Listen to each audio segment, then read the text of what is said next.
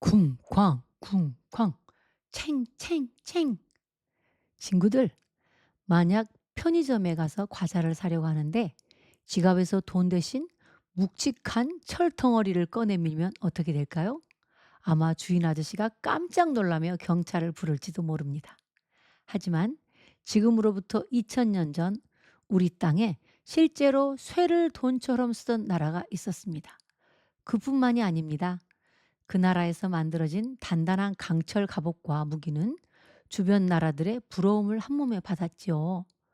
오늘날 대한민국을 먹여 살리는 가장 중요한 기술이 반도체라면 그 시절 가야를 호령하게 했던 최고의 기술은 바로 철이었습니다.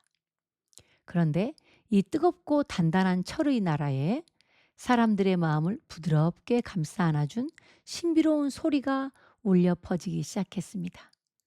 안녕하세요. 퇴직한 선생님이 들려주는 우리 역사입니다.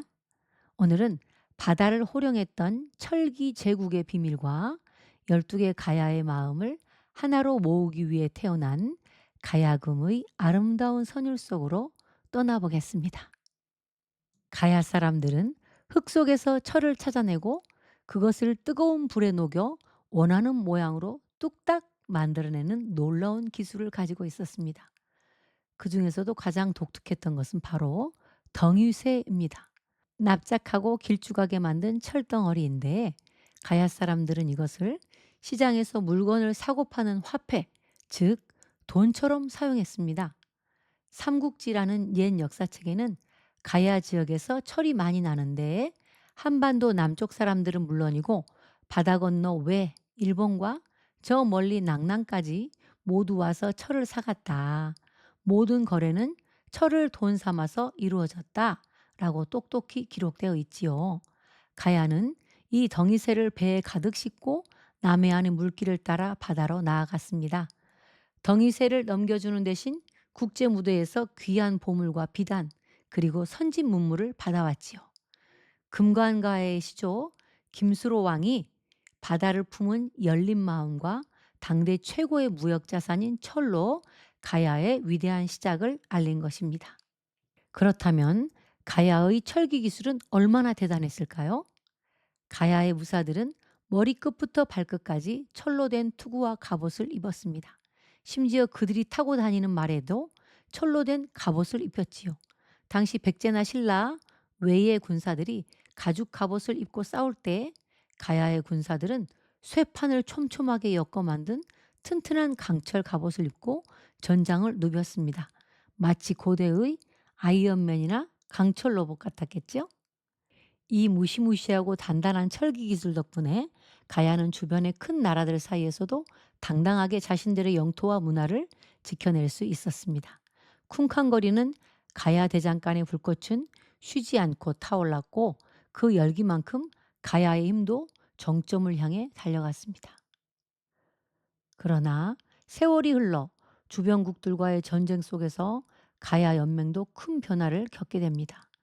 바닷가의 금강가야에서 산간 지역인 대가야로 중심이 이동하면서 여러 작은 나라가 뭉친 연합국가로 백성들의 마음을 하나로 모을 지혜가 필요해졌습니다. 이때 대가야의 가실왕이라는 임금이 깊은 고민에 빠졌습니다. 나라들의 말과 풍습이 저마다 다른데 어떻게 해야 우리 가야의 마음을 하나로 묶을 수 있겠는가? 가실왕은 무력이 아닌 문화와 예술에서 답을 찾았습니다. 그리고 당대 최고의 음악가였던 우르크를 불렀지요. 왕은 오동나무와 명주실을 건네며 가야만의 튼튼한 소리를 담은 악기를 만들라고 명했습니다. 우르크는 고민 끝에 울림통 위에 12개의 줄을 얹은 아름다운 악기를 완성했습니다. 12개의 줄은 가야 연맹을 이루는 12개의 나라를 상징하는 것이었지요. 우르크는 가야 구석구석을 누비며 각 지역의 아름다운 자연과 사람들의 삶을 노래로 만들었습니다. 그렇게 탄생한 것이 바로 12곡의 가야금 노래입니다. 뜨겁고 단단해서 부러지기 쉬운 철의 나라에 사람들의 눈물을 닦아주고 마음을 하나로 이어주는 다정하고 부드러운 음악이 채워진 것입니다. 가야는 단순한 정복 국가가 아니라 다양성을 인정하고 예술을 사랑했던 참 멋진 나라였습니다.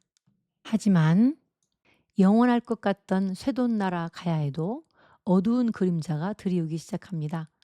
주변의 신라와 백제가 점점 힘을 키우며 가야의 목을 조여왔고 가야 연맹은 거친 풍파 속에서 흔들리게 되지요. 결국 가야는 지도 위에서 서서히 자취를 감추게 됩니다.